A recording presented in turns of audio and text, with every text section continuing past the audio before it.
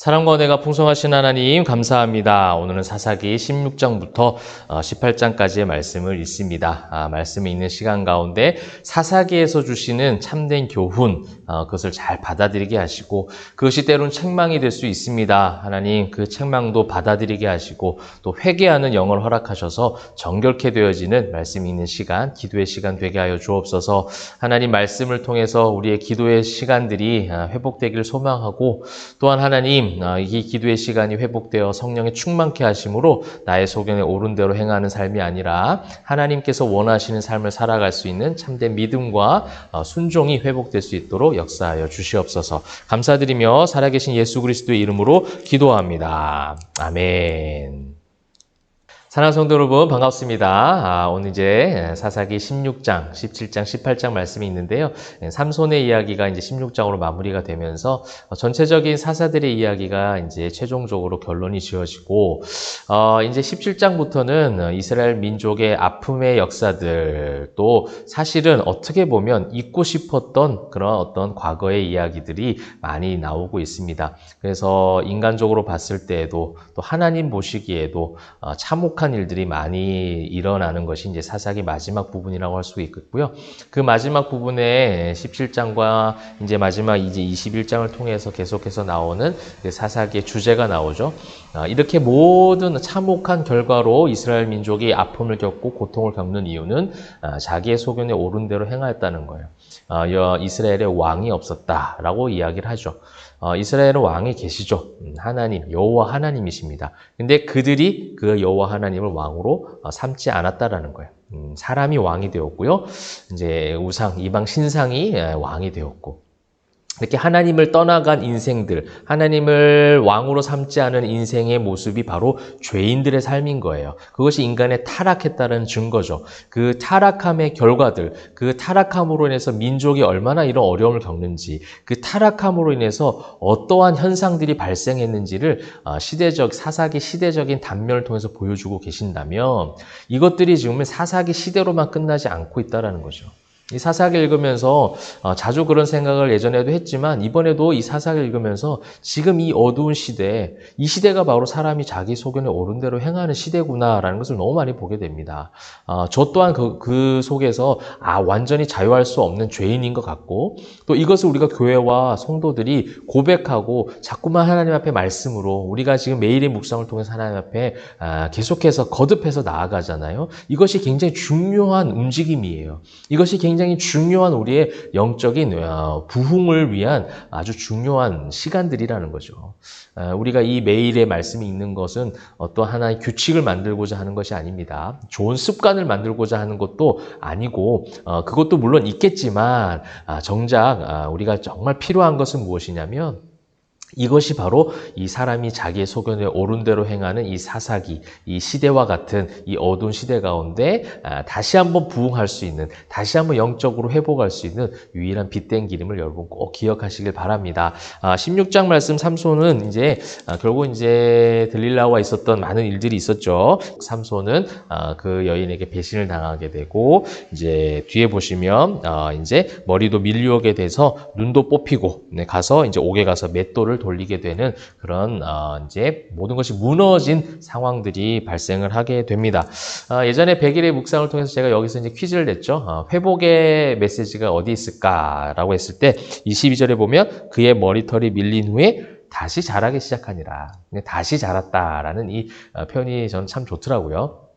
모든 것이 무너졌어요. 눈도 뽑히고 맷돌을 이제 돌리고 있는 사사의 이 참혹한 모습은요. 모든 희망이 소망이 다 사라진 듯한 그런 이미지입니다. 그런데 그의 밀리운 머리털이 다시 자라기 시작했다라는 하나님의 메시지. 사실은 이 머리털을 통해서 힘이 있다라는 것을 이 삼손을 통해서 계속해서 우리가 보게 되었잖아요. 그래서 결국 머리털이 밀렸을 때 힘이 다 사라졌죠. 근데 그 머리털이 다시 자라기 시작했다라는 거예요. 여러분 예수 그리스도의 그 십자가의 죽으심 이제 곧 있으면 여러분 이제 고난주간 또 부활주의를 우리가 보내게 될 텐데 그 죽이심은 사실은 참혹한 현장이었습니다. 모든 것이 이 삼손이 눈이 뽑혀서 맷돌을 돌리는 것보다 더 참혹한 죽음이었어요. 하나님이신 그 예수님이 그런 죽음을 그런 또 모든 멸시와 천대와 핍박과 고통과 그 모든 물과 피를 다 쏟는 고통들을 다 감내하시고 그것을 담당하시는 그 사건들이 있었다면 부활, 다시, 그죠? 다시 새롭게 세워주시는, 새롭게 새로운 생명을 허락하신 그 부활의 능력으로 모든 것이 회복되었던 것처럼 어떤 구속사적 관점을 통해서도 우리가 삼손의 이야기를 볼 수가 있겠습니다. 그러면서 이제 제가 어제 말씀드렸던 삼손에게 있었던 하나님의 은혜는 그 가정에게 있었던 또 그 민족, 그 마노의 가정과 삼손을 통해서 이스라엘 민족이 회복되길 바랬던 하나님은 어떤 것이 회복되길 원하셨느냐? 바로 기도와 부르짖음이었다라는 거예요. 그래서 오늘 보시게 되면 이 삼손이요, 28절에 삼손이 여호와께 부르짖어 이르되, 다시 한번 삼손은 하나님 앞에 부르짖습니다. 나에게 마지막 힘을 주옵소서. 여러분, 이 부르짖음이 우리 안에 회복되기를 바란다라는 것을 제가 어제 말씀을 드렸던 것처럼 삼손의 이야기를 통해서 사라졌던 그 부르짖음이 이 가정과 삼손의 입술에서 회복되었던 것처럼 우리 교회와 가정의 이 기도와 부르짖음이 다시 한번 회복되기를 소망합니다. 자, 그렇게 이제 이 모든 사사의 삼손의 사사 이야기가 끝나고요. 17장에 보시게 되면 이제 미가라 하는 집의 이야기가 나오게 됩니다. 미가라는 집에 이제 신상을 부어서 사실은 이제 뭐 간단하게 말하면 제사 레위 사람 한 명을 자기 마음대로 제사장을 세우는 거예요. 3절에 보시게 되면 미가가 은 1,100을 그의 어머니에게로 도로 주매 그의 어머니가 이르되 내가 내 아들을 위하여 한 신상을 새기며 한 신상을 부어 만들기 위해 내 손에 이 은을 여호와께 거룩히 드리노라. 그러므로 내가 이제 이 은을 내게 도로 주리라.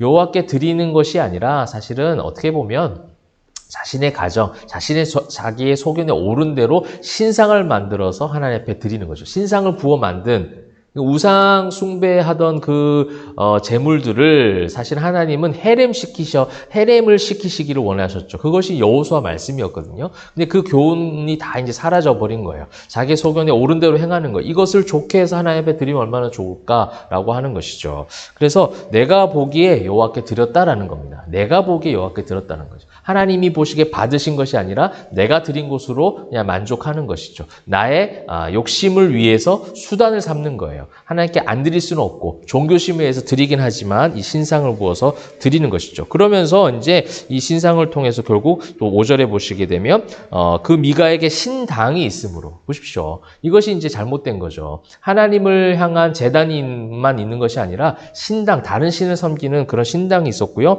그가 에봇과 드라빔을 만들고 한 아들을 세워서 그의 제사장으로 삼았더라. 이 사람이 세울 수 있는 게 아니에요. 사람을 제사장을 세울 수 있는 자격이 없어요. 이 사람에게는. 그런데 자기 돈을 들여서 한 사람을 매수하고 그 사람을 마음대로 제사장을 세워버리는 거예요. 그래서 6절에 보면 우리 사사기에서 중심된 그런 주제적 말씀이라고 할 수 있겠죠. 그때는 이스라엘의 왕이 없었으므로 사람마다 자기 소견에 옳은 대로 행하였더라. 이제 옳은 대로 행했던 모습들이 계속해서 나오고 있습니다. 그래서 10절에 보면 미가가 그에게 이르되 네가 나와 함께 거주하며 나를 위하여 아버지와 제사장이 되라. 나를 위하여. 제사장의 역할이 뭡니까? 하나님과 이 끊어졌던 이스라엘 백성들의 관계를 이어주는 거예요. 그죠?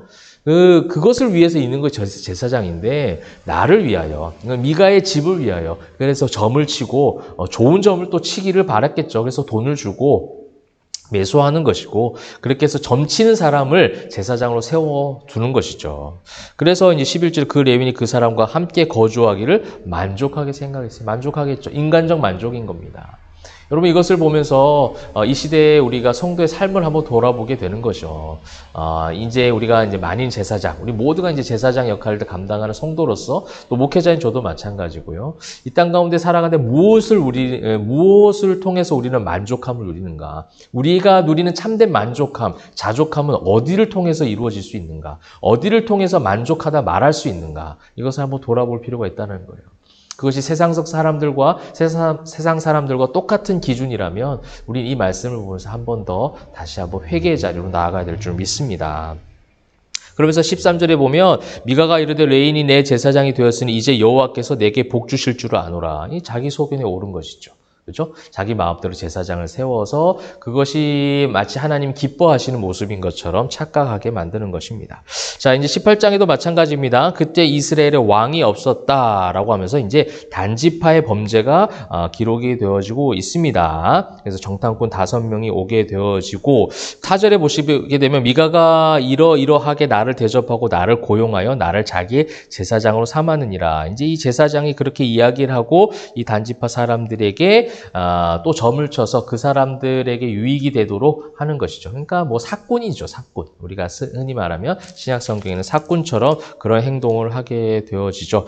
그래서 근데 이제 10절에 보시게 되면 너희가 가면 평화로운 백성을 만날 것이요 그 땅은 넓고 그곳에는 세상에 있는 것이 하나도 부족함이 없느니라. 하나님이 그 땅을 너희 손에 넘겨주었느냐. 하나님은 그런 말씀을 하신 적이 없습니다. 너희 손에 이것을 너희 손에 넘겨주었다라고 하나님께서 직접 하신 역사들이 많이 있었죠. 그래서 전쟁에서 승리하게 하셨습니다. 그래서 땅을 주시기도 했습니다. 이것에 대한 잘못된 지식을 가지고 이것을 악용하는 것이죠. 이것이 하나님의 음성인 것처럼 자신이 그 영광을 차지해버린 거죠. 이단도 마찬가지고요. 이단이 아닌 목회자들 중에서도 그럴 수 있습니다. 충분히 그 함정에 빠질 수 있어요. 이건 하나님께서 주신 메시지야, 하나님께 주신 뜻이야, 하나님의 음성이야, 하나님의 마음이야 라고 하면서 자기의 유익을 위해서 이야기하는 것, 자신의 이익을 위해서 그것을 악용하는 것, 이것이 이 사사기 시대에 있었던 것처럼 이 시대에도 있다라는 것. 제가 서두에 말씀드렸던 것처럼 이 시대의 암울한 모든 일들이 이 사사기 시대 가운데 투영되고 있다는 것을 많이 보게 되면서 우리에게 지금 필요한 것이 무엇인가 말씀을 통해서 꼭 발견하시면 좋겠습니다. 그래서 이제 18장 말씀을 이제 읽으시면서 17, 18 사실은 굉장히 어두운 그런 시대적 단면을 보여주고 있습니다. 영적으로 모든 것이 무너져서 자기 소견에 옳은 대로 행하는 그런 어떤 일들이 계속해서 거듭 나오고 있고 이제 또 내일 이제 마지막에 읽으시게 될 사사기 마지막 부분은 더욱더 참혹한 일들이 많이 일어나는 것을 우리는 읽게 되실 겁니다. 이것을 보면서 성경의 이야기가 이렇구나 하고 그냥 우리가 간과하고 넘어가지 않았으면 좋겠어요. 무거운 마음으로 받아들이면 좋겠습니다. 시대적인 관점을 가지고 사사기를 보시면 좋겠어요. 사사기 시대구나가 아니라 이 사사기의 문화가, 이 사사기의 관점이, 이 사사기의 가치관이 현재 우리가 살아가는 세상적 가치관과 별반 다를 것이 없구나. 이것이 우리 교회 안에, 우리 가정 안에, 내 가치관 안에 수없이 많이 일어나는 일들이구나. 미가의 집에 일어난 일로 끝나는 것이 아니라 이 미가의 집뿐만 아니라 나에게도 일어날 수 있는 일이다. 단지파의 범죄가 단지파의 범죄로 끝나는 것이 아니라 이 시대에 나의 범죄가 될 수 있는 것이고 우리 교회의 범죄가 될 수 있고 우리 성도들의 범죄가 될 수 있다. 그런 것을 보면서 우리가 철저하게 하나님 앞에 회개하는 그런 역사가 있기를 소망합니다. 사랑하는 성도 여러분, 조금은 무거운 사사기의 말씀 우리가 계속 읽고 있습니다. 그럼에도 불구하고 이 사사기 말씀이 또 끝나면요, 사실은 룻기 말씀도 그렇고 사무엘상 말씀도 그렇고 또 새로운 회복의 메시지를 하나님 주세요. 고난이 있고 십자가의 죽음이 있지만 그것을 넘어선 그것을 승리하게 하시는 부활의 영이 있듯이 여러분 그 소망의 메시지를 위해서는 그 고난 가운데 그 고난을 주신 하나님의 또 뜻을 한번 살펴보는 것, 또 하나님 앞에 회개하는 것이죠. 우리의 죄에 대한 결과이기 때문에. 그리고 이 죄에 대한 결과를 회개할 때에 의롭게 하시는 예수 그리스도의 십자가의 회복의 능력이 우리 안에 있을 줄 믿습니다. 그런 어떤 은혜로 말미암아 새롭게 또 세워지는 우리 교회와 가정 성도들의 삶이 되시기를 주님의 이름으로 축원합니다. 기도하겠습니다. 사랑과 은혜가 풍성하신 하나님, 사사기의 어두운 모습들을 우리가 계속해서 읽고 있습니다. 이 어두운 시대적 아픔들이 그냥 옛날 이야기로 끝나지 않게 하시고 이 이야기가 이 시대를 바라보는 온전한 성경적 관점이 되게 하시며 이것을 통하여 우리가 새롭게 다시 한번 일으켜 세움받는 교회와 가정과 성도들 다 되게 하여 주옵소서.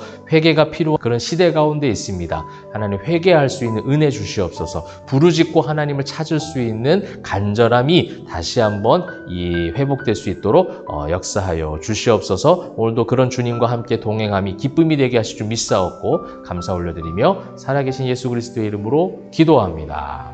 아멘.